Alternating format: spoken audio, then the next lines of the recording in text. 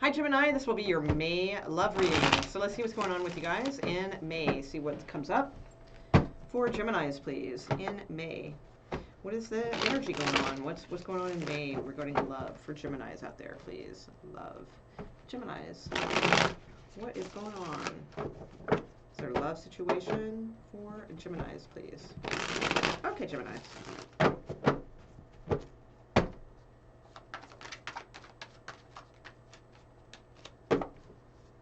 So maybe you guys could be having like a tower kind of moment with a Scorpio.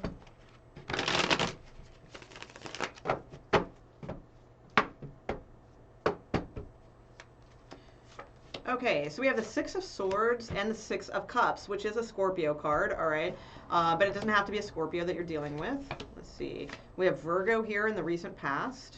We do have somebody, like the soulmate energy here, or somebody that you could be wanting to travel to see. Maybe there's distance between you. Something about traveling, perhaps. Or maybe it's metaphoric. You're trying to, like, kind of, you know, travel towards this person from the past or travel away from them, something like that. But it is soulmate energy. You have the King of Pentacles. So we have the King and Queen of Pentacles in this reading. Okay, and the Eight of Pentacles. All right, so not a super strong outcome card. The bottom of the deck is actually way more intriguing. So at the bottom of the deck, you have the Judgment card. So it could be about making like a judgment call that's going to require you to, you know, really bring balance to a situation regarding love with the Ace of Cups, and the World card here, which it could be a card of closure or opening a new cycle. All right, so this could be like resurrecting something. You know, the Judgment card can oftentimes too mean like bringing something back from the dead. You know, like you know, resurrecting a situation maybe from the past with this past person. You know, putting yourself out there, making an offer. They could be like maybe far away, maybe even live in a different part of the world or be a different culture than you. That's possible. But it's like you've probably known this person before. So those cards are at the bottom of the deck. I do see, like, I mean, these two cards are more about like a married couple with the King and Queen of Pentacles, but it doesn't have to be. All right, maybe it's just like showing that you guys have potential towards that direction. I have Virgo here. A couple cards of Scorpio, Aries, so Taurus. So let's see what else we can get on this. All right, because it's not like a real defining reading. There's not many major arcana cards in this reading that like are screaming out to me. The two major arcana cards that are here are in like kind of like not important positions. So when I see that, that tells me that like this isn't necessarily then going to happen this way. You know, it's like when you get a bunch of major arcanas, it's like, it's pretty sure that that's probably the route it's going to go. When it's more like this is more about like, these are the possibilities, this is the way it could go, you know, that kind of thing. So we'll see if we get major arcanas like clarifying, and that will help kind of decide things. Okay, so the Ten of Cups just fell out on the ground here. So the Ten of Cups is a card of emotional fulfillment. It is a card of marriage, of family, those types of things. So let's see. Happiness. All right, so why is the Six of Cups? Really? Start the yard work now at like 4 o'clock. Okay, sure, why not? Okay, while I'm doing my last video. All right. Oh my God. Can you guys hear that on there? I'm sure you can. All right, let me close the door. Hang on.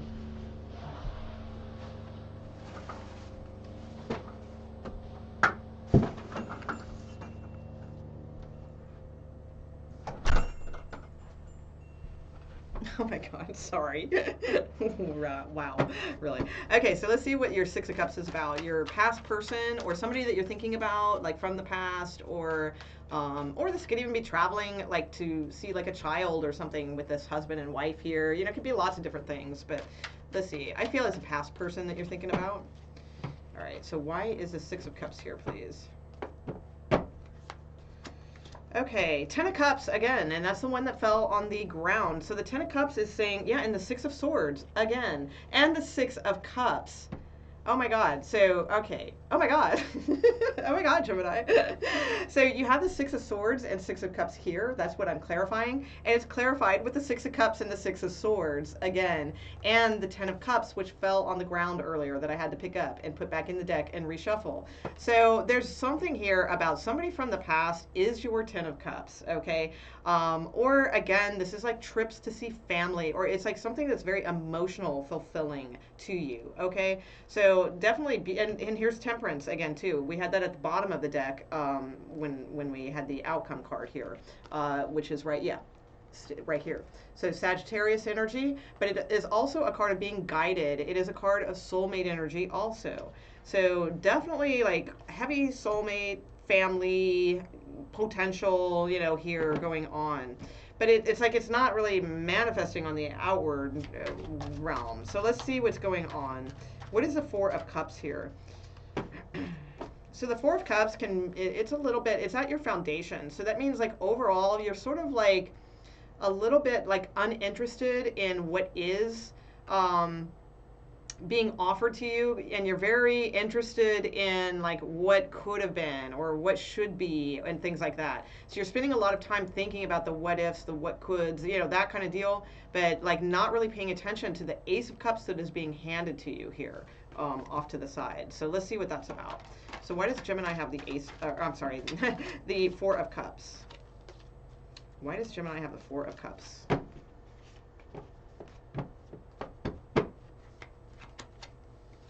Okay. Okay, so it could be over a Virgo. We have the Hermit here again. So a Virgo twice. So it could be like you're just not really seeing.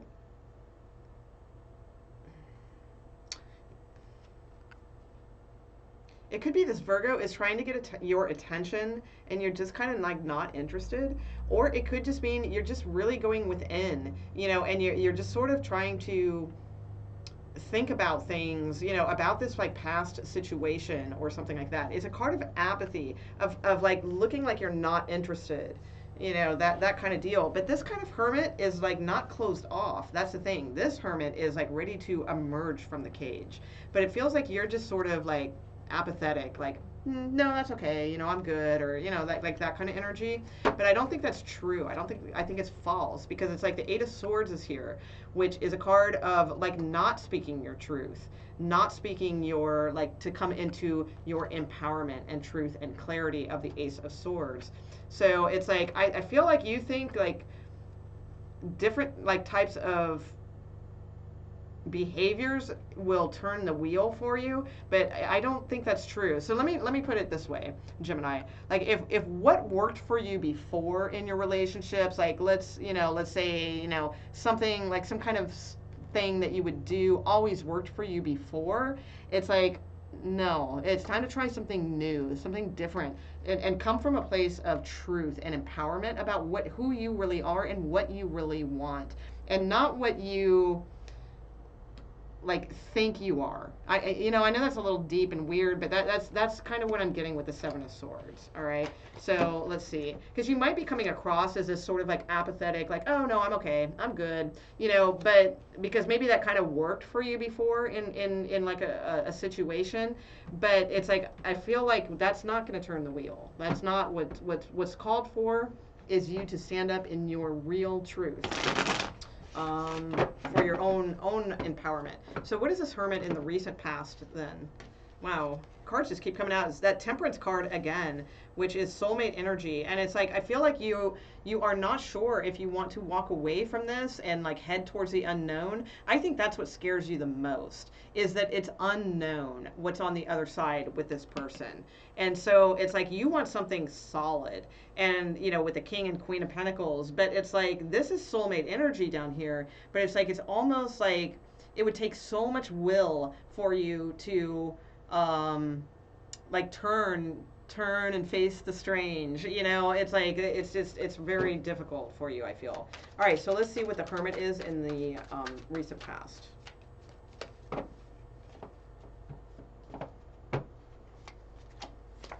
Okay, the Star card. So this is, you know, this is definitely like fulfillment, wish fulfillment, things like that. Again, it could be a Virgo. We have the King of Pentacles here. It could be a Taurus, you know, it's possible.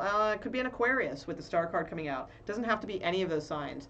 But like the Hermit is shining the light on the Star card. These two cards like go very closely together, like esoterically. So it's like, I mean, the Hermit is showing you that yes, this can be healed. You know, these emotions can be poured out evenly, you know, emotional balance, things like that, making decisions, you know, with the Two of Wands, trying to move forward. There could be distance between you guys. That could be what the issue is. All right, so why is the Queen of Pentacles here? Why is the Queen of Pentacles here, please? The Ace of Cups. Yeah, see? That's what I'm saying. It's like, this Ace of Cups is being handed to you, but you're like, oh, you know, and you're focusing on all this other stuff. And it's like, you know, there, you can't get around it. That Ace of Cups is there. All right. We do have a Ten of Swords at the bottom of the deck, though. Damn. All right. Let me see what your King of Pentacles is about. I think that's fear. Let's see. The Wheel of Fortune, again, as I said, I think it's fear. And remember, I just said that it's like fear and doing things the same way that's keeping the wheel from turning. Stubbornness and wishing for things, but like not actually turning the wheel. All right. So what is the King of Pentacles, please, for Gemini? Okay, the Seven of Pentacles. So deciding whether or not to put work towards like a marriage, that's possible, or to like a married person, that could be too. We have Cancer here at the bottom of the deck, and Aries, and a card for Taurus, and we have Leo. So, I mean, there could be some energy here that it's like stopping to reevaluate the efforts that you are putting towards this King of Pentacles. Like, will it lead to marriage? Or if it is your current marriage partner, you know, like, should I keep putting my energy into this when I'm thinking about this person from the past? You know, it's like that kind of energy. So you're holding back, though. That's what I see here with the Four of Pentacles. You're not allowing yourself to be vulnerable. You're afraid to open up. So let's see what that is about.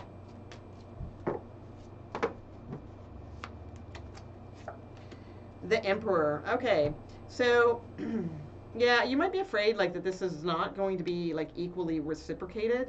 So it's like, therefore, like you're kind of holding back. You're being very, the Emperor wears armor, and the Four of Pentacles shields themselves.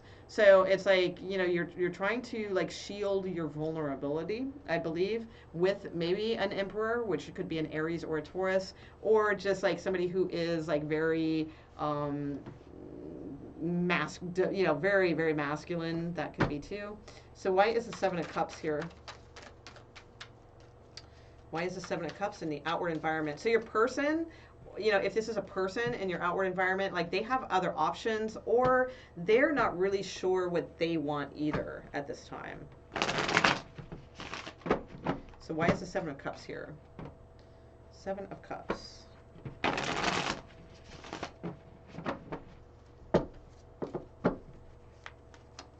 I feel so scrunched over because it's like I gotta fit into the camera frame, and it's like my posture is like I should be sitting like this, but it's like it's so uncomfortable. Okay, the Two of Swords. Yeah, they're at a crossroads as well. So it's like they're kind of unsure. Yeah, are they the Knight of Wands or are they the King of Wands? Exactly. Like, I feel like this person, too, they're kind of at a crossroads, too. Like, they're not exactly sure, maybe of what you are thinking, or it's like they're not sure if they're ready to graduate, if you will, to being a king. You know, because they're showing us the Knight of Wands, but like quickly moving to the King of Wands. So this person's very magnetic, so very appealing. So... yeah. Also, too, if you're a male watching this, I mean, obviously, just, you know, reverse the, you know, that this would be like you kind of having armor on and holding back and, you know, things like that. And then your female up here would be the Queen of Pentacles. And yes, you know, there's an Ace of Cups here. She's thinking about you, you know, that kind of thing.